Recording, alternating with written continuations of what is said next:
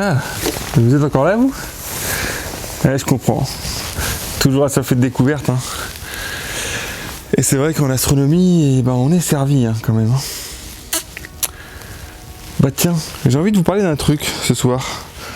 Pendant ma petite séance d'astrophoto, je me suis dit pourquoi pas vous raconter l'histoire des plus gigantesques objets jamais découverts dans l'univers. Et le moins qu'on puisse dire, c'est qu'ils sont vraiment gigantesques.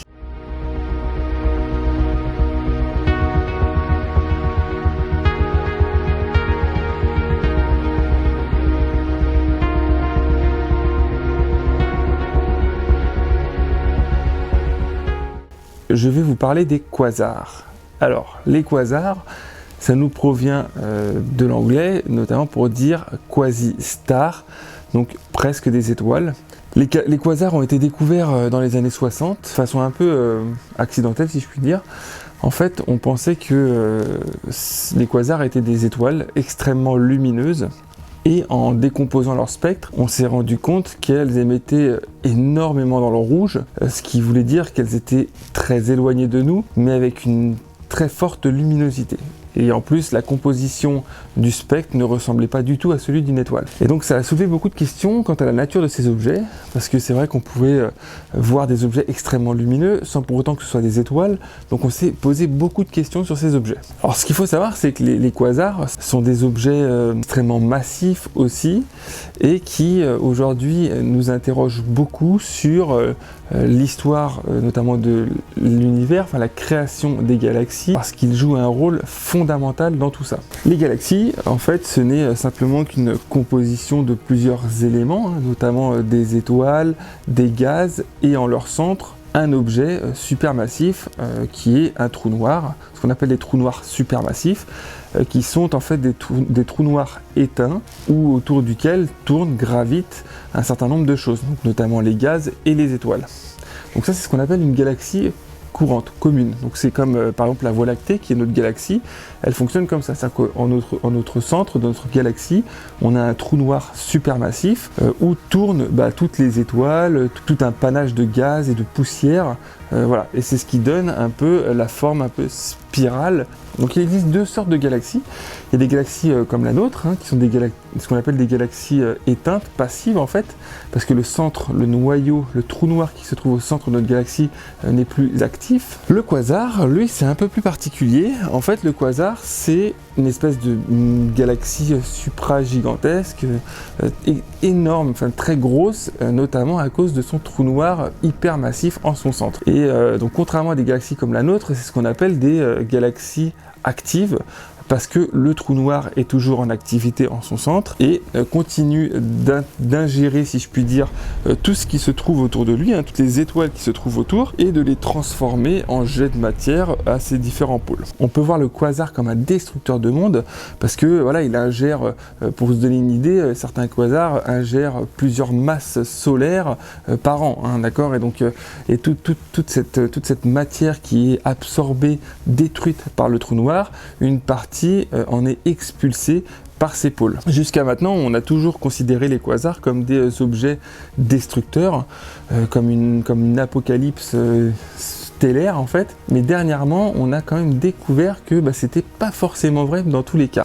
Il existe des quasars qui sont plutôt à l'origine de la création de nouvelles galaxies. C'est le cas notamment d'un quasar qui a été détecté il n'y a pas très longtemps, où justement il était très proche d'une galaxie, et en fait il s'est avéré que ces jets de matière alimentaient cette galaxie, notamment en poussière, en tout ce que vous voulez, qui permettent la formation de nouvelles étoiles. Et on s'est rendu compte de ça parce que toutes les étoiles qui étaient autour de ce jet de matière, de ce trou noir et de cette galaxie, en fait, avaient un âge assez jeune à l'échelle de l'univers, bien sûr. Donc ça a beaucoup intrigué les astronomes, parce qu'ils se sont dit, mais le quasar, en fait, c'est pas forcément un destructeur, mais ça peut aussi être à la fois un créateur. Et c'est là où c'est très paradoxal dans ces objets supramassifs, c'est qu'en fait, ils sont à la fois créateurs et destructeurs. Et comme beaucoup de choses dans l'univers, en fait, on se rend compte qu'il y a beaucoup de choses qui donnent et qui reprennent, si je puis dire, peut-être pas la vie, mais en tout cas la matière. Je pense notamment aux étoiles où les étoiles, un jour, elles meurent, et quand elles meurent, elles très souvent, pas toujours, elle meurt dans une explosion, hein, ce qu'on appelle une super ou une hypernova en fonction de sa taille, et cette explosion vient potentiellement détruire tout ce qui se trouve autour. Mais encore une fois, cette destruction va aussi pouvoir amener plus tard de la vie. Alors quand je dis de la vie, en tout cas de nouvelles structures, de nouvelles planètes qui vont pouvoir se former à partir des gaz qui ont émané de cette étoile, et pourquoi pas créer de nouvelles étoiles et de nouveaux systèmes solaires. Donc, vous voyez, dans l'univers, il y a toujours des mécaniques un peu transverses entre des objets qui vont permettre la création de certaines choses et d'autres qui vont participer à cette création-là, mais notamment grâce à leur destruction. Aujourd'hui, ce qu'on sait, c'est que les quasars sont les objets les plus grands, les plus gigantesques jamais observés. Hein.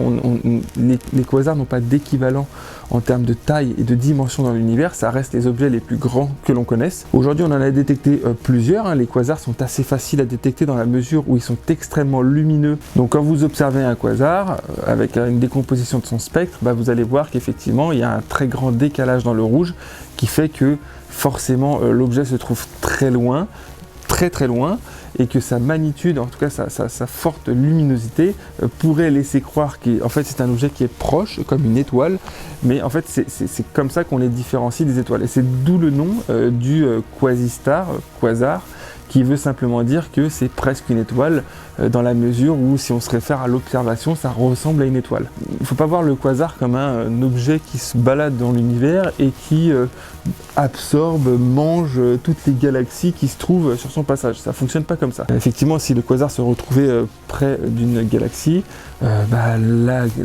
galaxie en serait fortement impactée, notamment à cause de la force énorme gravitationnelle du quasar, et implicitement se verrait être totalement ingéré ou en tout cas fusionné avec ce quasar. Alors la formation des quasars, ça reste encore un inconnu assez important. L'hypothèse la plus probable serait qu'en fait les quasars résultent de la fusion de plusieurs galaxies, c'est-à-dire qu'en fait plusieurs galaxies se seraient rencontrées et auraient fusionné ensemble au sein de leur noyau. Ça, c'est la première hypothèse. La deuxième hypothèse pour les quasars, ça serait qu'en fait, ça serait la mort de plusieurs étoiles qui auraient été de taille un peu disparate, hein, des étoiles, des super, des hypernovas ou des étoiles plus petites, qui auraient laissé place à des petits trous noirs, et en fait tous ces trous noirs se seraient retrouvés ensemble et auraient pu former un trou noir supermassif. Donc ça, c'est la deuxième hypothèse. Maintenant, dire la première ou la seconde est plutôt vrai, je sais pas, j'ai pas la prétention de savoir. En tout cas, ce qu'on peut tout à fait imaginer, c'est que ces deux hypothèses sont vraies. Je pense qu'il y a différents quasars qui sont nés de différentes façons, certains grâce à la fusion de plusieurs galaxies et d'autres grâce à la fusion de plusieurs petits trous noirs issus d'étoiles qui seraient mortes. Donc voilà, aujourd'hui dans les recherches au niveau du quasar, on n'a pas beaucoup d'informations à ce sujet-là. Hein. Et donc je trouvais ça intéressant de parler avec vous un petit peu de ça et puis de partager un peu mon expérience par rapport à ce que j'ai pu voir, apprendre sur le sujet. Si vous avez aimé la vidéo, lâchez un petit pouce bleu, ça fait toujours plaisir. N'oubliez pas de vous abonner si vous avez aimé le format et tout ce qui touche à l'astronomie, parce que je reviendrai avec d'autres sujets passionnants sur l'astronomie. Et pourquoi pas cliquer sur la petite cloche pour être notifié des prochaines sorties vidéo et surtout des lives qui vont reprendre très bientôt. Juste avant de vous quitter, je voulais vous annoncer que normalement la semaine prochaine, je devrais recevoir un télescope de démonstration assez exceptionnel, un télescope grand public, mais qui vraiment va révolutionner le monde de l'observation.